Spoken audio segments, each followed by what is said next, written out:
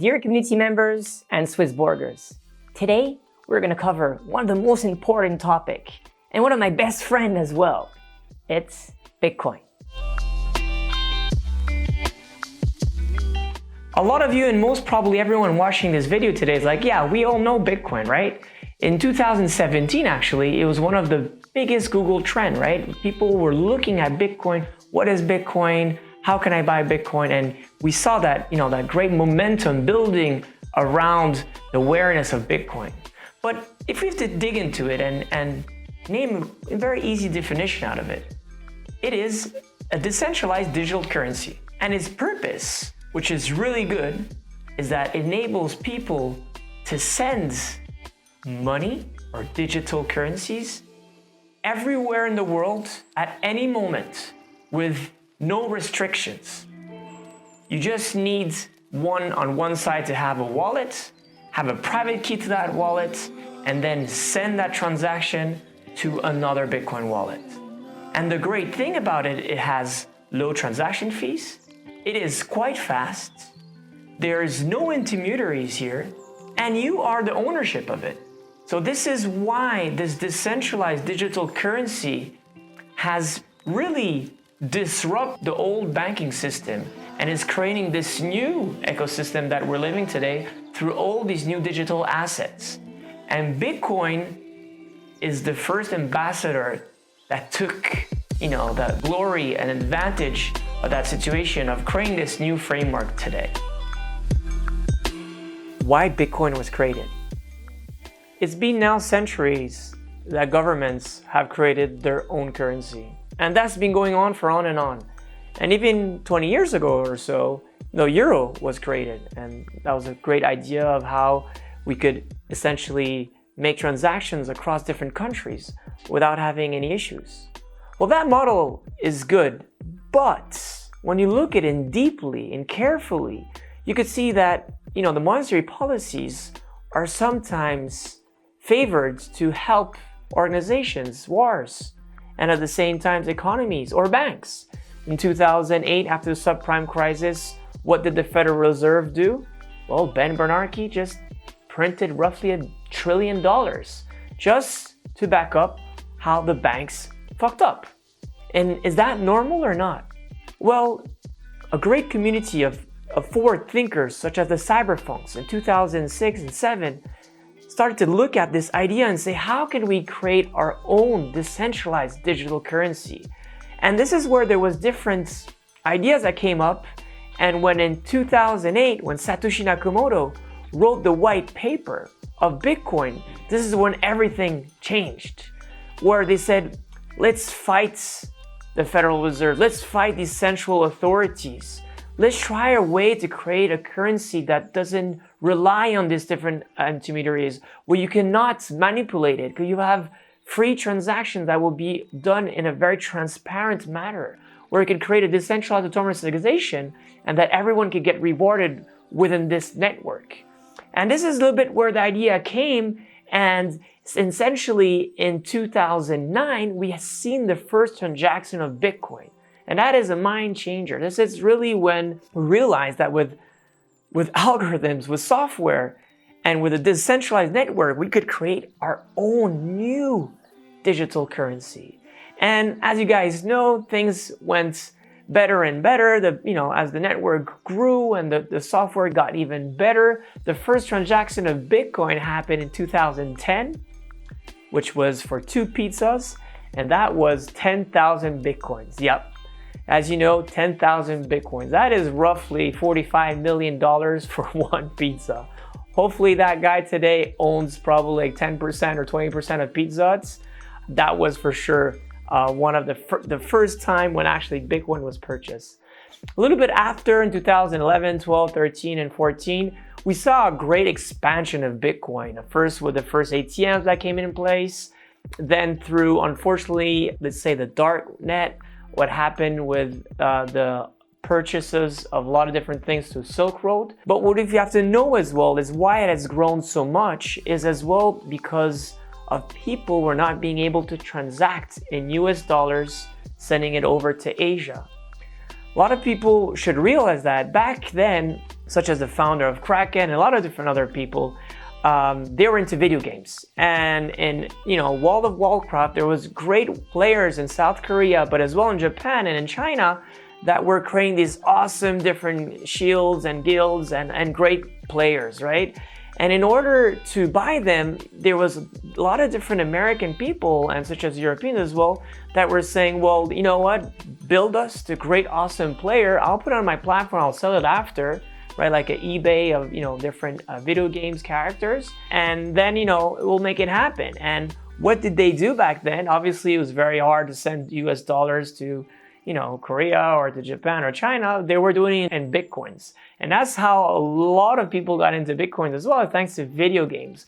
We always talk about Silk Road, but we don't think about video games. And that's where a lot of great guys got into it. And it's a great way how it's created this international thing, right? This is where it started to be great. There's another thing that people have to realize is that Bitcoin was as well a helper and a saver of one of the greatest cause of all time, which is WikiLeaks. WikiLeaks was a great NGO that helped to bring transparency, to bring down politicians that were greedy, and a lot of different topics that were fought thanks to WikiLeaks, right? And they had a bank account that was shut down. Then PayPal shut them down. And who had to cover them up? Bitcoins. Bitcoins was another great way that helped that causes. Little years after, in 2014, we had the hack of Mt. Gox. That was one of the biggest, hack of all time, where I think we lost 850,000 Bitcoins or so. And from that, we've seen the 2017 scale up of how Bitcoin went from 1,000-ish to 20,000.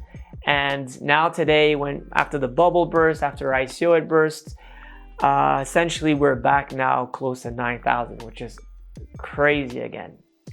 Let's dig into Bitcoin and myself. I always was a proud person of decentralization and tech. I was one of those very early guys on Napster, and I was always feeding torrents and LimeWire and whatsoever.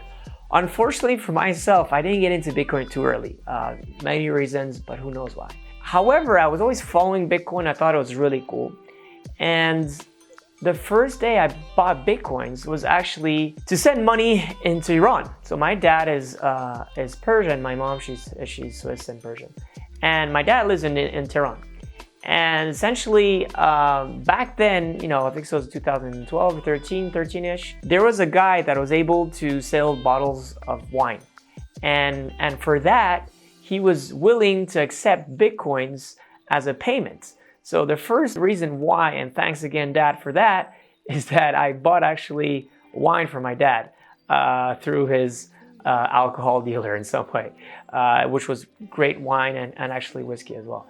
So that was the first reason how I got into Bitcoin. And I really realized then, it was like, okay, this is not only an investment, this is not only digital gold, this is actually a mean of payment as well. There's a real need and utility behind it. Can I buy gold and send and ship it to someone? No, it makes no sense, right? Well, this I could. And then I'm like, okay, this is more than digital gold. This is actually has a real utility to it.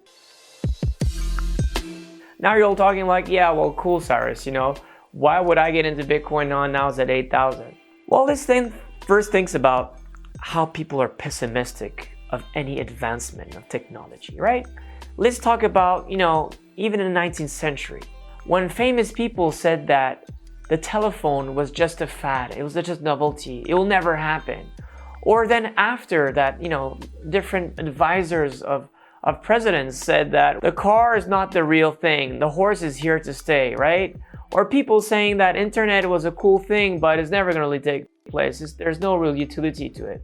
To the CEO of Microsoft in 2007 that said that, yeah, well, the iPhone is never going to take any market shares, right? It's always very easy to look at something and criticize at the beginning. But what you really need to know is understand the utility behind it. It's not because it's an algorithm that's not worth anything. Google is mainly an algorithm that searches and is a search bar.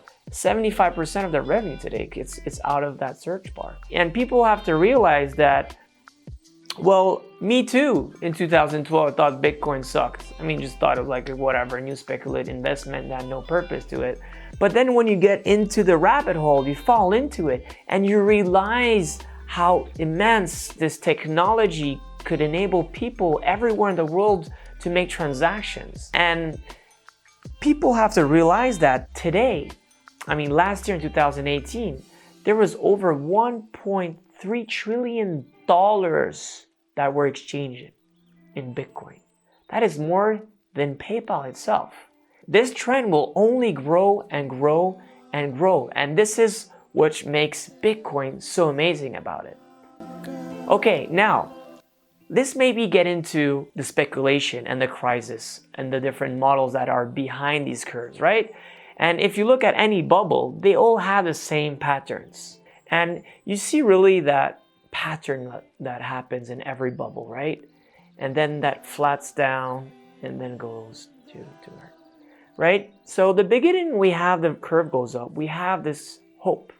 Then we have optimism, belief, thrill. You feel like you're king of the world. And then when you're king of the world, which that was like, most probably in December of 2017 was at 20,000. Well, a lot of people are like, well, I'm not even king anymore. I'm like the god of the world. I bought it at $1,000. This is when 20x, or I bought it at like $1. Went to 2,000x, whatever.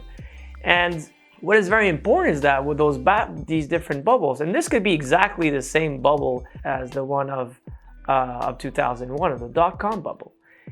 What happens right after is they're like, okay, this is okay, back on track, there's a little up, that goes a little bit upper. Then it goes like, okay, fuck, this really sucks. Then you have a little that denial part. Then after that, it's essentially goes to capitulation. You get really pissed off and anger, and then there's depression, right? And this is really the curve we've seen since 2011 to roughly when we created our app and we launched our community app in March of this year. And within that depression, people don't look at, what's Bitcoin everywhere. And that is always the best moment when you go back to me. And I said that on a presentation on March of this year when we launched our app that we're in depression. And I was not going to say it's going to pop up, but most probably there's patterns showing with strong evidence that these things go back to mean usually. And this is exactly what's happening. We saw this rally now went from 3,000 up to almost 9,000, last night. Which that again is, that's completely 2x. That's quite crazy, right? 200% up. And I'm not saying Bitcoin's not going to go back to 5,000. I'm not saying we'll go away to the 50,000. But what I'm saying is that these patterns are completely normal. And if you feel like this is too volatile for yourself, this is too risky for yourself, well, great. You know what? At SwissBorg, we create the best community app that teaches you these different patterns. If you feel like you're a beginner or you're good at it or you're expert at it, download our community app, join the competition, start to learn how to forecast and to predict if the trend is going up or down on a daily basis. See if that Bitcoin is going to go to 10,000, it's going to go to maybe 8,000. But on a daily basis, make sure that you look into the app, you join that competition where you have no downside risk. This is a game, but you're earning Bitcoins, you're earning as well CHSB. And which is great about this, you'll have as well prior to access to our app. And again, if you don't feel like you're good at that, you know what? We did the work for you. Go check out the daily Bitcoin analysis and look at the main trends, so like the macro trends, look at technical analysis, look at the cyber predictor, and look at as well what other people do in the community trends. In the future will be our swarm index.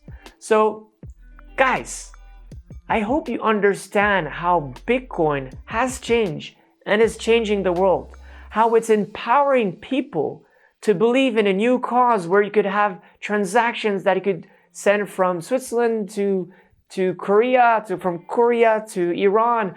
And regardless if you have a bank or not, you just need a phone or a computer with access to internet. And then you have your own bank. And this is why Bitcoin is here to stay. Guys, as you know, my name is Cyrus Fazel. I'm the proud founder and CEO of SwissBorg. Keep tuned in. Thank you.